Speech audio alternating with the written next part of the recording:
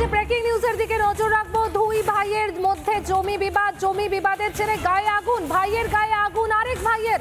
বাঁকুড়ার কোতলপুরের ঘটনায় চাঞ্চল্য, পেট্রোল দিয়ে গায়ে আগুন লাগানোর অভিযোগ। আহত যুবকের অবস্থা আশঙ্কাজনক। আহত যুবক আরামবাগ হাসপাতালে চিকিৎসাধীন। অভিযুক্তের বাড়ি ভাঙচুর এলাকাবাসীর, এলাকায় মোতায়েন বিশাল পুলিশ বাহিনী।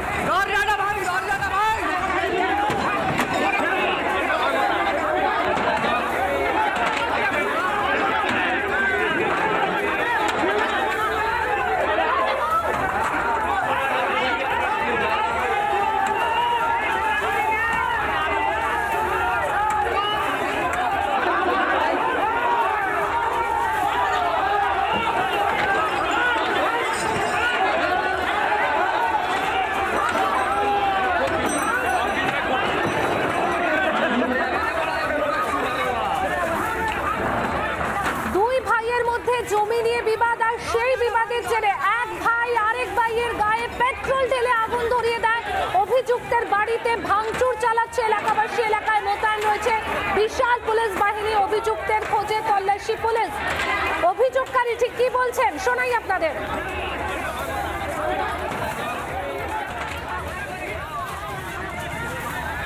মোরাম কাটছিল, কাটতে কাটতে ওই খালি বলেছে যে তুই ঝামেলা করিনি, ঝগড়া করিনি, তো তোর তো এগুলার জায়গা লাই, সবারই তো জায়গা, তুই ঝামেলা ঝগড়া করিনি। জিসিপি পেট্রোলটা ফাবড়ি দিয়েছিল, দিয়ে আর ওর গায়ে ঢেলে ধরিয়ে দিয়েছিল।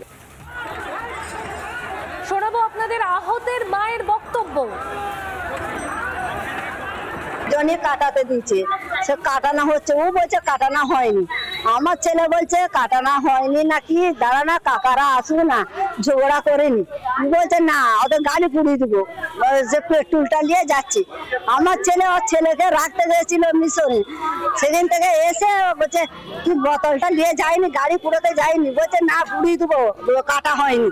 এবার আমার ছেলেটাও বনে বনে গেল, যে বারণ করছে বলছে না পুড়োয়নি, ও বারণ করছে বলে আর গা দিয়ে পেট্রোলটা গাড়িটা দিয়েও ছিগলো, আর গা দিয়েও ছিগলো, জিগের ডিসলাইটা মেরে দিল। দুই ভাইয়ের মধ্যে জমি নিয়ে বিবাদ, আর সেই জমি বিবাদের জেরে গায়ে আগুন। স্থানীয় বাসিন্দারা কি বলছেন শোনাই আপনাদের। একটা পুকুরে মাটি কাটা হয়, তাদের নিজেদেরই পুকুর, সেইখানে মাটি কাটার ওর কাকুর ছেলে এসে বাধা দেয়, জিসিবি আগুন ধরাতে যায়। সেখানে ওর আর একটা কাকার ছেলে মানা করে যে এখানে সব চাচারা সহমত হয়ে কাজটা করেছি, তো তুই বারণ করতে এসছি কেন, এইটা বলার কারণে তার গায়ে পেট্রোল ঢেলে আগুন ধরিয়ে দেয়। থেকে জনগণ মানুষজন পাশাপাশি লোক এসে ওনাকে হাসপাতালে নিয়ে যায়। এই ছেলেগুলো ওর মায়ের কথা শুনে বাবার সাথে 30 বছর সম্পর্ক নয়, বাবাকেও মারে। সন্দেশখালীতে শাহজাহান অনুগামীর দাদাগিরির অভিযোগ। জল প্রকল্পের কাজে ঠিকাদারকে বাধা, কাটমানির টাকা না পাওয়ায় শাসক নেতার হুজ্জতির অভিযোগ। বন্ধ প্রকল্পের কাজ, থানায় অভিযোগ দায়ের। যবে থেকে আমি কাজ পাই, যখনই আমি আধিকারিকদের সাথে আমি এনএসএস সাথে যোগাযোগ করি এবং ওখানকার যিনি আধিকারিকরা আছেন তাদের সাথে কথা বলি, আমাকে প্রথমে বলা হয় অঞ্চল সভাপতির সঙ্গে যোগাযোগ করতে। আমি একাধিকবার অঞ্চল সভাপতির সাথে দেখা করেছি, বারবার দেওয়ার কোনো রকম কোনো সদিচ্ছা ছিল না। নিয়ম মেনে আবেদন করে কাজের বরাত পেও মুশকিল, প্রকল্পের কাজ করতে পদে পদে বাধা, মোটা টাকা কাটমানি দাবি থেকে যন্ত্রাংশ চুরির অভিযোগ, অসহায় অবস্থা ঠিকাদারের। পঞ্চায়েতের যাদের মনোনীত যারা লোকজন হবে তাদের ওদের মনোনীত হতে হবে। শাসক দলের লোকেরা নিশ্চয়ই অবশ্যই, এবং এরা এতটাই প্রভাবশালী। এবং এতদিন আমি কমপ্লেন করলাম, কমপ্লেন করার পর কোনো রকম কোনো তাপ নেই।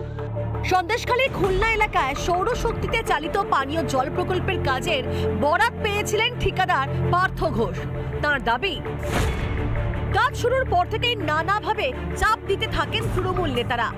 তিনি বাইরের ঠিকাদার বলেই জুলুমবাজি চলছে। আরো অভিযোগ, শেখ শাহজাহানের অনুগামী তৃণমূলের অঞ্চল সভাপতি ও তাঁর দাদাগিরি চালাচ্ছেন। গ্রামের লোকেরা বলছে আমরা জল পাচ্ছি না, কাজটা কমপ্লিটই করেনি, উনি বলছেন যে আমার পেমেন্ট দিতে হবে। তৃণমূল কংগ্রেসের আমলে কাটমানি ছাড়া কোনো কিছুই সম্ভব নয়। আর এই কাটমানি কেবল স্থানীয় তৃণমূল নেতারা নিয়ে ক্ষান্ত থাকেন তাই নয়, এই কাটমানি টালির চাল অবধি পৌঁছায়। এদিকে শাসকের বিরুদ্ধে জুলুমবাজির অভিযোগ তুলে সন্দেশখালী থানার দ্বারস্থ হয়েছেন ঠিকাদার পার্থ ঘোষ। আদৌ কি ওই ঠিকাদার সংস্থা ওই এলাকায় কাজ করতে পারবেন, না তাকে ওই অর্ধসমাপ্ত কাজ তাকে ফেলে তাকে চলে আসতে হবে, সেই দিকে তাকিয়ে রয়েছে ঠিকাদার সংস্থার মালিক। সন্দেশখালী থেকে অর্ণব মৈত্র, রিপাবলিক বাংলা। নজর রাখবো ব্রেকিং নিউজের দিকে। পিছলো চিন্ময় কৃষ্ণ প্রভুর জামিন মামলার শুনানি হতে পারে 23 এপ্রিল। দীর্ঘ 4 মাস জেল বন্দী চিন্ময় কৃষ্ণ প্রভু, বাংলাদেশের জেলে বন্দী চিন্ময় কৃষ্ণ।